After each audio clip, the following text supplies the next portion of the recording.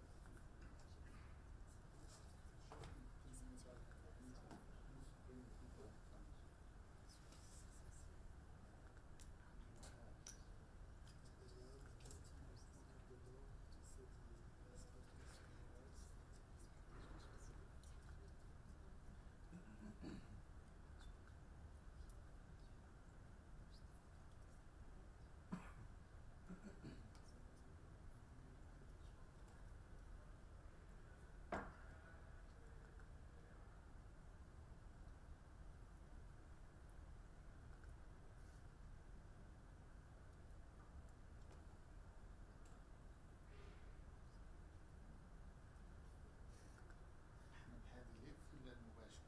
مباشر.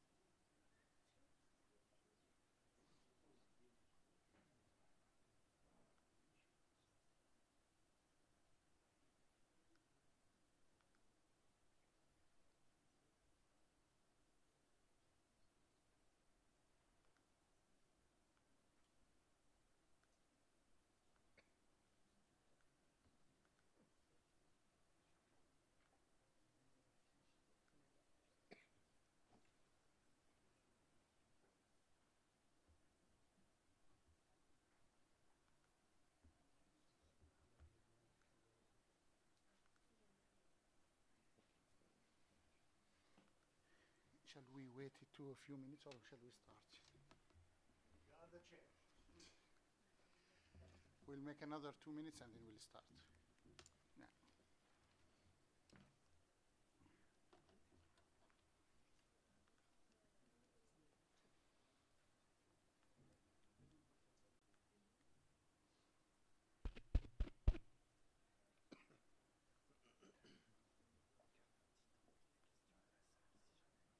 Mhm. Oui, à la fin, oui. Oui, oui, oui.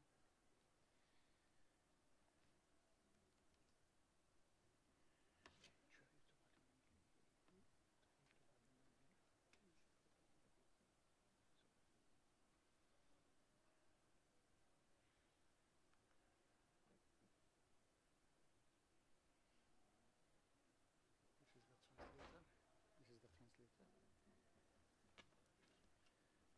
Can you check Adrian?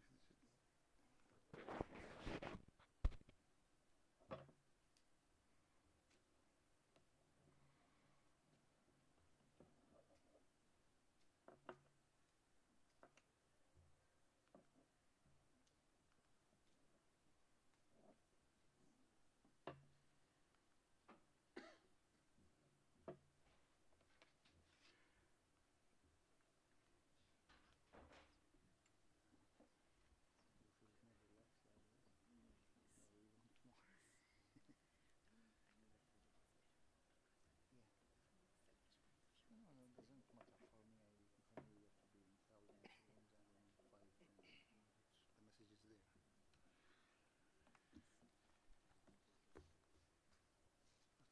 supposed to be. Anyhow, I think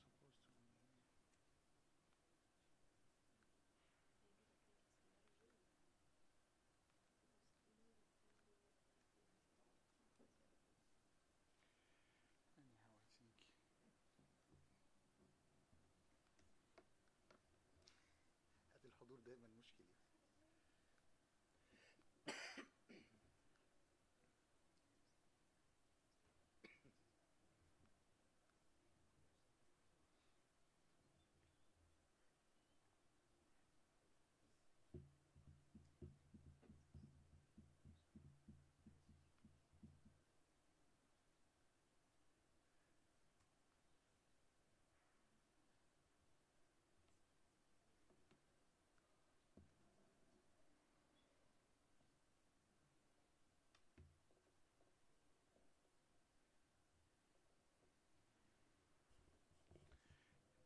I think we will start now, and then if anyone will join later, they are highly welcome. So please, Sarah, it's you to start. So, ladies and gentlemen, good afternoon. We are going to start with our side event about the human rights and development in Arab region. Today we are welcoming 4 distinguished speakers. We will start with Dr. Nidal Salim, who is the General Director of GWE, Global Institute for Water, Environment and Health, and also General Director of the Global Network for Rights and Development since 2011. He will make an introduction and explain the general situation about rights and development in the Arab region linked to the SDG. Please, Dr. Salim, the floor is yours. Thank you, Sarah. Actually, I will start by an overview why we have this side event. Actually, this side event are planned for different reasons. First, from the logo of the side event, you find that it's a partnership between Global Institute for Water, Environment and Health and another organization called Global Network for Rights and Development, in French, Réseau Global pour le Droit et Développement. And this organization, it was known since it established in 2010 in Geneva in Switzerland. And later on, there was many circumstances coming from this organization and another organization have the same name, but we started together here in Geneva with different offices, one in Geneva, another one in Sudan, and the third in Norway. These people, the office in Norway, they had let's say, a bad reputation for the last few years. And I think they did a lot of personal things which is not related to the organization. So one of the main objectives is to say that This organization, Réseau Global pour Droit et Développement, it's a Swiss non-profit organization. It started in June 2010 in Geneva, and it still exists in Geneva. There are other offices opened in Norway and in Jordan and other. It's completely closed because of many reasons, and we will have a type of press conference related to this issue. The second thing, we'll present our organization who's hosting this event, which is Global Institute for Water, Environment and Health. Global Institute for Water, Environment, Health is also a non-profit Swiss organization working in the domain of water. And we are working on research, capacity building, development, training, knowledge transfer, and technology translation. We are heading the civil society now for the World Water Forum 8, which will be from 18 to 23rd March 2018 in Brasilia, where we expect like 50,000 to 60,000 participants. And we are also in the steering board of Asia Water Council and a steering board member of Switzerland, of Swiss Water Partnership. So, and we have links with academia, with civil society, and we are working toward supporting the 2030 Sustainable Development Agenda, mainly focusing on water, but with a cross-cutting issue with other like water, food, energy, nexus, and health, education, women, many things, climate change, which are like one package together. Third, I'll come to the main topic of today, which is water rights and development in the Arab region. Actually, when we speak about the Arab region, the main problem we have in the region is the rights, the basic human rights, which is completely, and dignity, which is completely neglected. Because when the revolutions or the Arab Spring started in 2010, it started 2011, the main reason for that is not only political, it's a type of circumstances for basic human needs with other pressure on the human rights. So people, they don't have access to water, they don't have access to dignity, they don't have access to food, they don't have access to energy, and these are the main reason. It's the poverty. The poverty is the main reason for these purposes. So today we are going to, if we turn back to the root of the problems in the Arab region, we found that it's mostly development, but it's also linked to the human rights and the dictator period. But also, if we go in details, we found that governance and education are also main reasons for this situation in the Arab region. And we used to do in our organization a type of series of symposium about good practices coming from all over the world, about the development and the rights.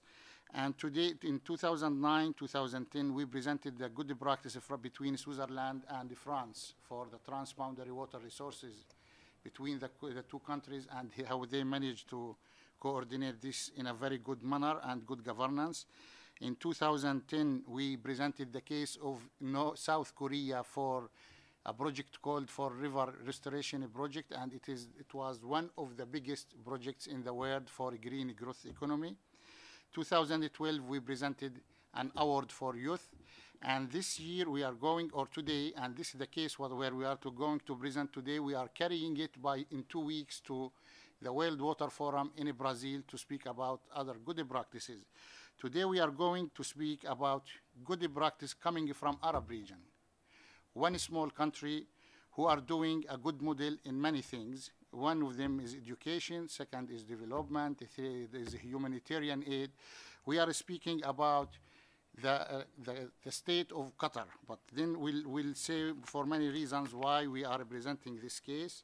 And I think on 28th March they have a meeting with the High Commission of UNHCR about the high quality education.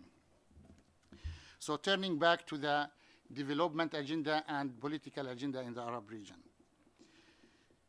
If we make a small analysis, and this is what we did in our institute for the Millennium Development Goals, because we are speaking now about different agendas. We had from 2000 to 2015 the Millennium Development Goals, and then starting from 2015 we start the SDG, Sustainable Development Agenda. But let's say for the gaps which we highlighted from 2000 to 2015, we found that many Arab countries are still lacking behind in the development agenda. And to go in more analysis, we found like Somalia, Sudan, Mauritania, Yemen. These are the countries who still lacking behind in the development agenda. And these countries are needing a lot of attention to be paid to support different sustainable agenda like water and sanitation, access to food, access to water, access to sanitation. And the same thing we find in electricity. So the model which we are trying to, and the second gap we have in the Arab region is the gap between rural and urban development. Rural development are very critical in the Arab region. And also in our analysis, because now we are going to launch, or we already started with a project in Tunisia for water and rural development to support the poorest people in the society and the most vulnerable people.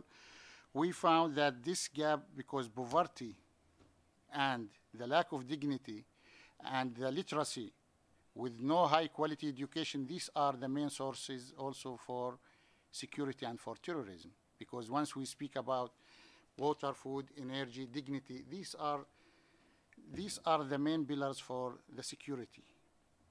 Coming to a case coming from the Arab region, I thought that last year, there was a training program organized by the High Commission of Human Rights with the UNDP, and we were partner as a trainer in this session with the ArabNet. It was organized by the Arab Network for National Human Rights Institution, which held in Jordan at the Dead Sea region. And among the recommendation which comes from this meeting, the first recommendation which comes concerning development and the human rights, it was water, because water scarcity and water issue is a very serious problem in the Arab region. And now with the fragile situation in many countries like Somalia, like Sudan, like Yemen, like Sudan, and even with the situation of war, the crisis is increasing day after day. And we have a lot of losses which coming from diseases related to water, like cholera and waterborne diseases and etc. So what we propose for that is with the National Institution Human Rights Council, we propose to have at least one person in each Arab country who can understand and speak the environmental and water language, even related to agriculture and related to energy. And we try to make analysis of many Arab countries because we did some case studies about good practices in the Arab region. And today we would like to highlight one case study which comes from Qatar. Again, I said that this will be one of the examples we adopted because we would like to transfer this model to the World Water Forum and might be to the other countries because they have many practices and good initiatives they started in their programs. First, at the water issue, they highlighted water and climate change at the COP23 and COP24 as top priority for the country. And this program could be the program which can fight or combating terrorism and keep security. And once we speak about security, we are speaking about human security, and we are speaking about global security. The second topic is the education. And I think one of our colleagues who's more professional than me in education, he will speak about the program of Qatar in education. But according to 2015, Qatar adopting for the adaptation of the 13th United Nations Congress on the 13th Doha Declaration, they adopted a framework of the international community agreed on the education to prevent extremist and criminality over the next 5 years, 2020. So this is one thing which they did. Also, they announced a new educational initiative for young people displaced by the conflict in the Middle East. And we had the chance to arrange one conference as a preparatory conference for the World Water Forum in Turkey in May this year to speak about water for refugees. So because this is one of the main topics also we are going to target at the World Water Forum, water for refugees, water for displaced people, and water under conflict. and water for human rights. And then from the other objective they did, the state of Qatar is a founding member of the Global Counter-Terrorism Forum, which coordinates the initiative of 30 different countries, including France, Britain, Germany, Canada, and the United States. In terms of food and food security, I think Qatar was a leading country in the Arab region for food security, toward achieving security in a dry land region. And 16 countries and 4 international bodies signed the Foundation Treaty of the Global Dry Land Alliance, which is initiated in Qatar in Doha on Sunday, 15th October 2015. And actually, they have a long history about food security, and they were involved in many, many international and local, regional, and international partners, and they have a big partnership on fighting against terrorism and achieve food security, because we always link, when we speak about security, we speak about physical parameters in addition to human aspect, because it's human, it's not only human rights, it's rights for expression, rights of religion, but also rights to dignity, rights to the physical parameters of life, water, food, energy, health, and rights to women, rights to children. So these are main points where we are going to highlight. And the other point which I have here is also relating to the work of the charitable activities, because Qatar was the first country who did the regulatory authority for charitable activities. And they established a regulatory authority for charitable activities called DRACA, which have been working since 2015. And last year, in February last year, they had a big meeting in Doha with a partnership with UK and other charity organizations to make a future plan to support the Sustainable Development Agenda for a humanitarian aspect. And finally, they start with many programs, but finally there was, according to some political circumstances, there were some blockage for some programs. We hope that these programs will turn back to work again, because it really participated in developing many, many programs in the Arab region and in other parts of the world. And we admit that these programs, not only from Qatar, but we took Qatar as a model for us for this event, but we used to do other countries in the region as good models. As we spoke, I think we spoke, there will be another speaker who will present other cases, might be even in Morocco. We have a type of good model of energy, because now they have developing solar energy in the country, and mostly 80% or more than of the airport of Casablanca is covered by electricity from solar energy.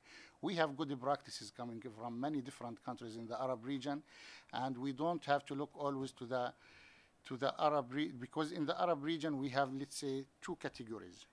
One countries who classified as rich countries, and other countries who classified as poorest, because we have in the Arab countries who are in the poorest countries in the world, like Somalia, like Yemen, like Sudan is not from the poorest, but these countries are categorized as most vulnerable countries in the world. These countries need a special needs, a special request and attention to cover the needs of the people. And at the end of this presentation, I will say that once we speak about human and rights, the Arab region are living in a very humanitarian crisis. If you look to Syria, Lebanon, Palestine, Somalia, Yemen, Egypt, many countries in the Arab region are facing a very hard, tough situation. And if we go deeply about the background of this problem, it's mostly a development agenda. That's why we found that a development agenda is a very important agenda for the Arab region, and we have to give more attention for that. And we are calling the Arab region, and mainly calling our colleagues at the Arab Network for National Human Rights Institution, where we participate in this workshop in Jordan, to go forward for implementation of their programs of the recommendation which comes from the Arab region, which include many points, but the first one, as I said, it's water. The second one is to involve an environmental scientist at the National Human Rights Council. And third, to build good partnership between the private sector and civil society. And among these is to start with implementation. I will concentrate on implementation of solid project at the most vulnerable areas, the poorest areas of the world. It's not only to speak, but to go and implement projects at different scale, small scale, medium scale, big scale. There are a list of recommendations. We hope to see that these recommendations are more moving forward to be at the implementation plan and not only recommendation letter. Thank you for your attention, and I think we'll move to leave the floor for other colleagues.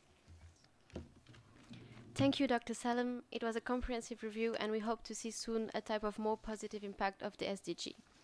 We will now move to our second speaker.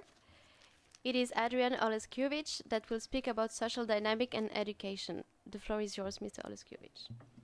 Thank you, Sarah. So, just to follow up a bit about the ongoing tensions in the region that concerns everybody, I think in that case, as in many cases, sociology can be quite helpful, and especially in the case of the Gulf region, because what I think is happening is more the result of social dynamics than a political conflict as such. You have to keep in mind that all the countries of the Gulf regions are quite new as such. They have been facing great challenges since the last 100 years, and they are still facing some, but they have a strong demand of their population, especially young people. Keep in mind that more or less 70% of their population is less than 30. So you imagine we meet them all over the world, and especially in Geneva, these young people. They have and they had in the last years strong demands toward their governments, and what we see lately is that their governments addresses these demands. So there is now a strong linkage between citizens and their governments. So, of course, when you have such a convergence of social dynamics, you have different actors, and it creates tensions. What we can admire is that in each country, the tensions are quite small, and the willingness for reform is quite followed by all the components of the societies. Whereas internationally, it created some complications for the moment. It's a very interesting example. I think in the past history, we never had such an example of a region which is quite important in terms of geostrategy and in terms of energy, in terms of finances, having in each country a strong demands for reform, and working each of them in their own country to address that. So once again, as a sociologist, I always want to remind you how was Europe, let's say, in 1950. If you would have gone in the rural areas, it was nothing compared to what it is today. In 1950s, I could show you pictures of my village. There was no water in every house. It was one fountain in the middle of the villages. There was no toilets. Toilets were far away in the gardens. People were using their animals to get eat during the winter. It was really an hard life. Of course, we learned from this hard life to address the challenges, and it was useful also for the modern period, because if you can address the winter challenges and survive, you can address many challenges. Anyway, what I want to say is that we should never give any lessons to anybody. What is important is collaboration, collaborative work. As Dr. Nidal spoke before, this leads to great achievement. And for example, in the Gulf regions, when the GCC was working well, it was giving a great hope for the future. So what really I expect and I hope is that these internal reforms will go quickly, because we see the people are strong. The citizens are full of willingness to perform these challenges, and that soon we will go back to normal collaborative situation between this country. That's once again I want to clarify, more or less they are facing the same challenges. They are addressing it in a very good way, not very different. And so, to make a transition, education is one of the main topic to be addressed. Coming back to what was Europe in the 50s, that I described it as quite tough, the only thing that was working well was that education, even in the small villages, was good. And by a good education, of course, you can have good leadership. So, for example, in the example of Qatar, they have something which is quite interesting, is their national university, which has a ranking that is still low compared to international universities, but which has been making some great progress over the last years, and which is quite meaningful in the region as the 5th university in the region. And in terms of publication, also, they are quite good. But what I want to make important in their way is that the work of the university, first of all, of course, is to give good formation to the students, but also to make research and to share this research with the governments. And this is something that we have also in Switzerland, is that we are all quite interlinked, the research with the private companies in order to give solution, and with the government in order to give to the politicians the analysis and the solution in order to address the challenges. So in Qatar, and this is something that exists in the whole Gulf regions, especially Saudi Arabia, you have good university. What was pointed out by an OECD report in 2015 is that the level of the 15-year-old students is not quite good yet compared to, for example, European level, where Finland is the best, and especially compared to ASEAN countries, which are the 5 tops for the level of students aged 15 years old. So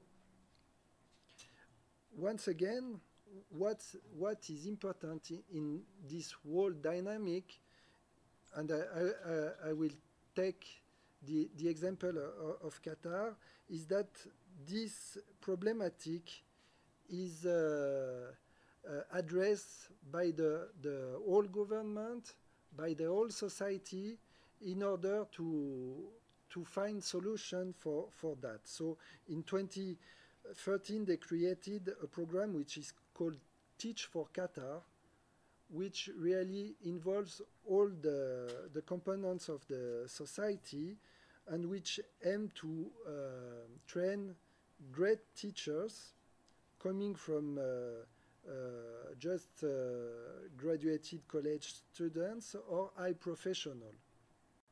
And so Dr. Nidal mentioned all the linkage with international norms. This is very important because taking the norms, using other countries' experience is a way to go forward much quicker.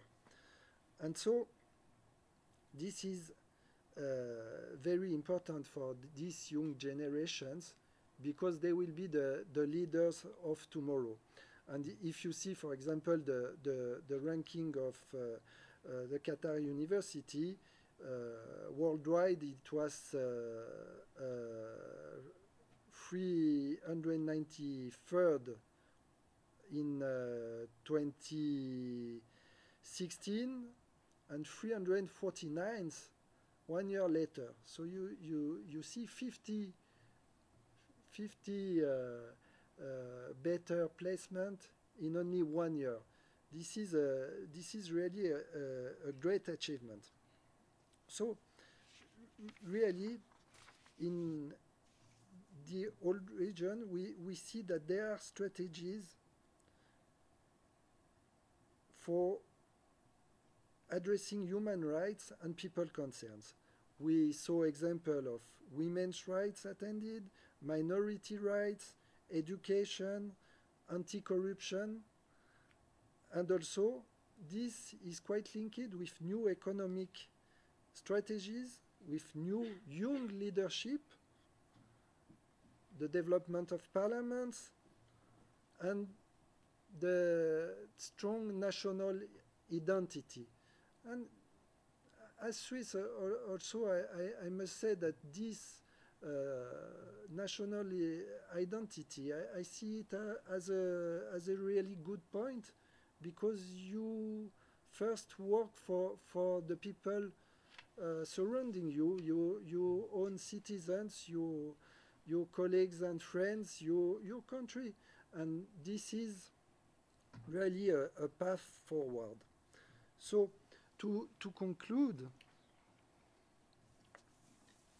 I will say that really I hope that the tension between the countries of the Gulf region will decrease soon, but contrary to certain analysts, for what is happening in each of these countries, I'm quite optimistic, because really I see that the society is addressing the demand of the citizens. So it cannot be everything set up in 1 year, but many achievements have been coming, and I'm sure it can be successful for the benefits of everybody, and also worldwide, because Qatar has been quite involved in developing other countries by charity and with a great academic work on what needed to be addressed. And we see it as an organization working on water that sometimes they were able to bridge the gap with other agencies. So I will leave the floor to Sarah and my other colleagues that maybe will speak of that. Thank you, Mr. Lutkovich. We have to learn from good models of different areas of the world, and we look forward to your point of view as a sociologist concerning social dynamic involved and the key role of education. Thank you. So we'll move now to our third representative. So Ms. Olivia Broad, as environment and development scientist, will give us her vision about the development agenda. Please, Olivia, the floor is yours. Thank you, Sarah. So I will speak about the unique opportunity for the Arab region to promote a unique development model. So first of all, sustainable development is about the emergence of the diverse needs of current generation and how to efficiently address them. So in that regards, development is of course economic. It is about the promotion of efficient economic measures supported by effective institutions, efficient technology and good infrastructure.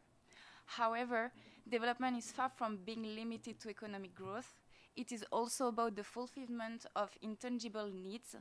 So it focuses not only on the full achievement of basic human rights, but also on the promotion of education, good governance, gender equality and cooperation. Furthermore, development cannot be sustained without addressing the emerging environmental challenges. Development and environment are interlinked. Indeed, while issues such as climate change and resources scarcity engender food and water insecurity, a lack of development leads to a poor management of resources and further land degradation. Together, they can trigger further insecurity and conflicts.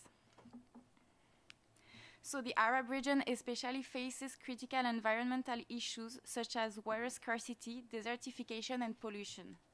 It also faces emerging environmental threats due to increased natural hazards and erratic weather conditions. Several countries are soon to run out of renewable water resources.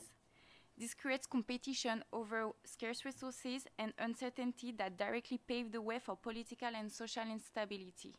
In that regard, the numerous environmental issues are obstacles for development in the region. Still, they provide a framework for the promotion of a unique development model that focuses on the regional priorities and special needs. The region needs to take the lead towards an Arab development model that fully encompasses an environmental agenda. Indeed, because development and environment are fully interlinked, and especially in this region, they should not be addressed independently, but in a comprehensive manner. The idea here is to transform a vicious circle into a virtuous one through policies and guidelines that promote adaptation and resilience. Such development model, in order to be fully successful, should be based on cooperation and shared responsibilities. Countries such as Qatar, Morocco, and Jordan are leaders in specific aspects of development such as food security, education, or energy security. Also, Tunisia, Lebanon, and Jordan are paving the way for major improvements regarding gender equality and discrimination towards women. However, there is still a gap in leadership regarding water security. The situation requires improved collective efforts with the promotion of an action plan that can be practically implemented nationally and regionally and that meet the SDGs. The most successful countries must effectively assist the other ones in developing a holistic agenda that meet the SDGs goal, and especially in the goal number 6, which is about ensuring safe access to water and good management of sanitation for all. By adopting a holistic approach, the Arab region can develop a win-win situation for all countries where one's gain is everybody's gain. Integration and cooperation are the keys to a successful development and environmental agenda, which can ultimately provide the whole Arab region with the opportunity to become a role model for other regions. So in conclusion, development should be comprehensive and encompasses all issues, all actors, and all sectors. Food security and water security, poverty, issues of corruption, good governance, education, gender equality, and women empowerment. The responsibility to ensure that it is effectively implemented is collective. Development is the main tool to support peacekeeping in the region. Thus, in order to ensure stability and security for all, no one should be left behind the development agenda. Thank you. Thank you very much, Mrs. Broad. Your idea of a unique Arab development model is very interesting.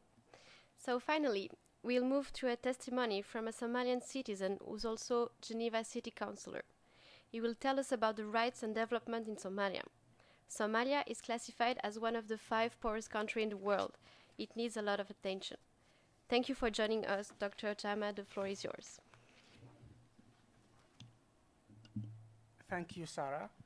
I'm sorry because I prepared my speech in French.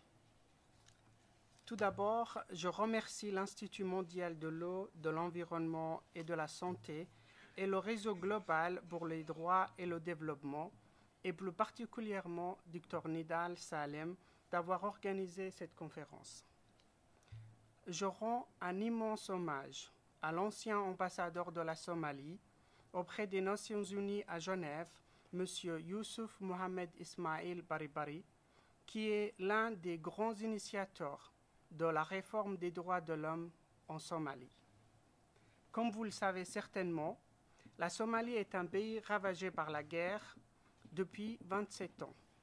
Et vous pouvez imaginer dans quelle situation peuvent se trouver les droits humains.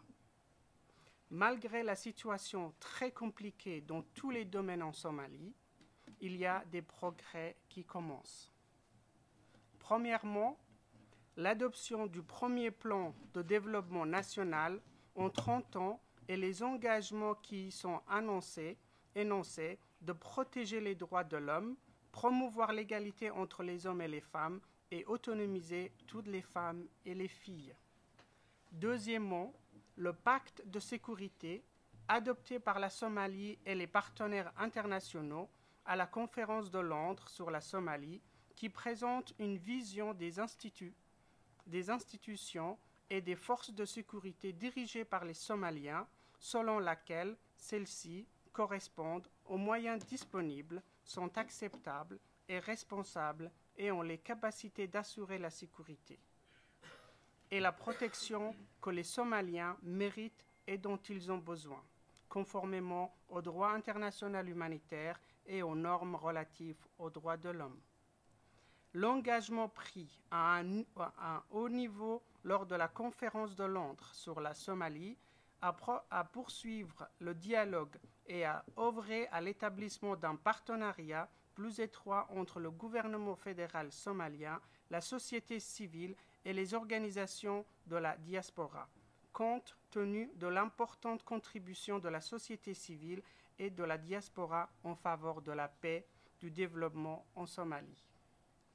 La plus grande représentation des femmes au sein du gouvernement et du Parlement national somalien, passée de 14% à 24%, à l'issue des élections qui, bien qu'elles n'atteignent pas 30%, conformément à l'engagement qui avait été pris, marquent une avancée durement acquise sur la voie d'une gouvernance plus représentative, plus ouverte et plus efficace. Néanmoins, nous sommes préoccupés par les informations faisant état de la violation des droits de l'homme et d'atteinte à ces droits en Somalie. Nous sommes particulièrement préoccupés par les sévices et les violations des droits fondamentaux qui subissent les filles et les femmes, notamment les violences sexuelles et les violations des droits fondamentaux comme contre des enfants, y compris le recrutement et l'utilisation illicite d'enfants soldats. 2017 a été une année déterminante pour la Somalie, avec l'élection d'un nouveau président et d'un parlement suite à un processus électoral historique, suivi du lancement d'un plan national de développement 2017-2019. Cependant, cette transition pacifique a été bientôt ternie par une déclaration de catastrophe naturelle sous la forme d'une sécheresse prolongée entraînant la crainte d'une famine. À la fin de 2017, 6,2 millions de personnes avaient besoin d'une aide humanitaire et plus d'1 million de personnes étaient déplacées à l'intérieur du pays. La réponse humanitaire d'urgence est vitale, mais seuls des gains de développement à long terme sortiront le pays de la pauvreté, de la vulnérabilité et de l'insécurité. Pour réaliser les objectifs du développement durable et pour renforcer l'état de droit et protéger ses citoyens, le gouvernement somalien a besoin des ressources nécessaires pour atteindre ses objectifs. C'est pourquoi nous tenons à remercier le gouvernement de Qatar et nous saluons l'accord signé fin 2017 entre le Premier ministre somalien Hassan Ali Khaire et le directeur général du Fonds de développement du Qatar, Khalifa Jassim Al-Koueri, pour mettre en place des projets de développement d'une valeur totale estimée à 200 millions de dollars. Nous remercions également le gouvernement de la Turquie pour son aide humanitaire depuis 2011. Comme Dr Nidal Salem a dit qu'il y a plusieurs pays qui ont vraiment besoin de l'aide humanitaire, comme la Somalie, comme le Yémen, comme le Soudan. Notre organisation a un grand projet pour développer des séries de projets de l'eau. Et nous avons comme un grand partenaire le JV. Je vous remercie. Thank you, Mr. Jima. We hope that SDG can bring some hope and positive change to Somalia and Somalian people. So we have a few minutes left now, so we open the floor for questions. If you have any question to forward to our speakers, please let us know.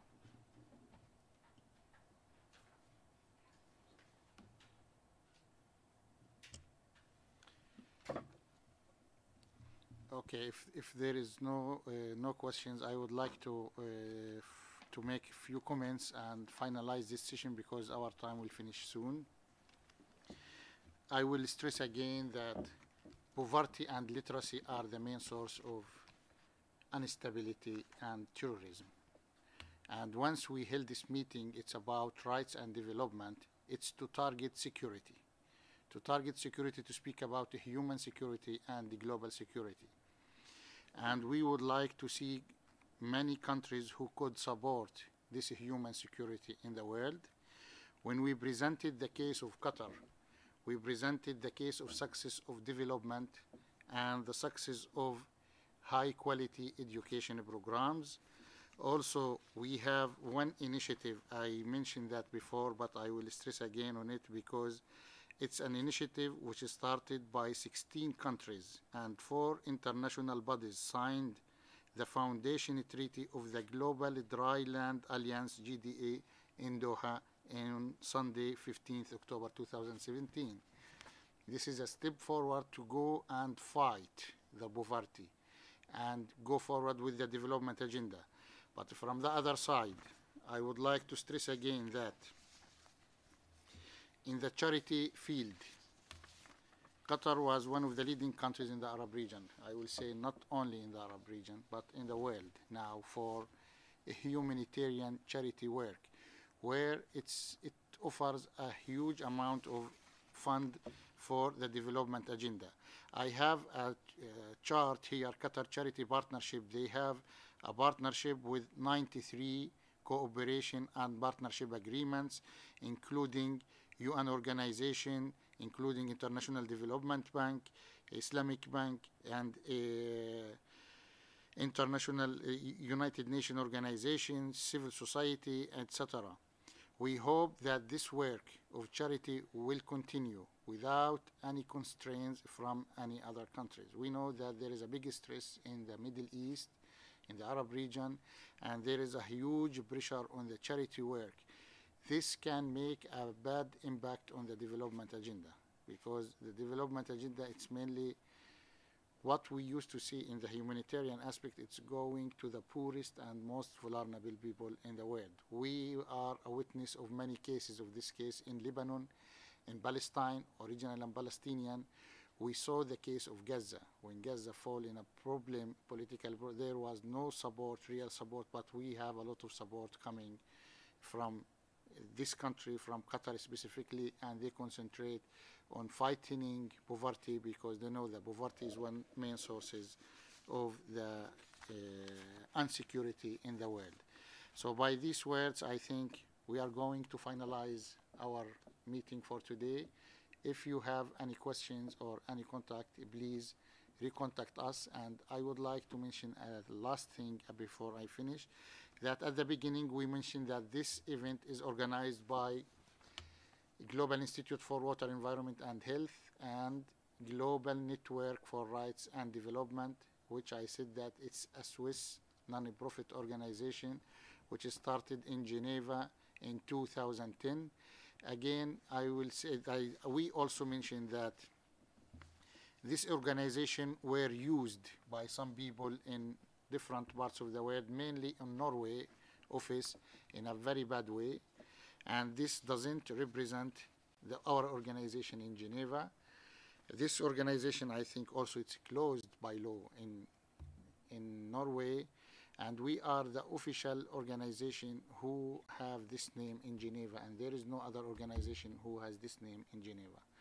So finally, I will say thank you for every one of you, and you are highly welcome if you have any questions now or in the future. Thank you very much.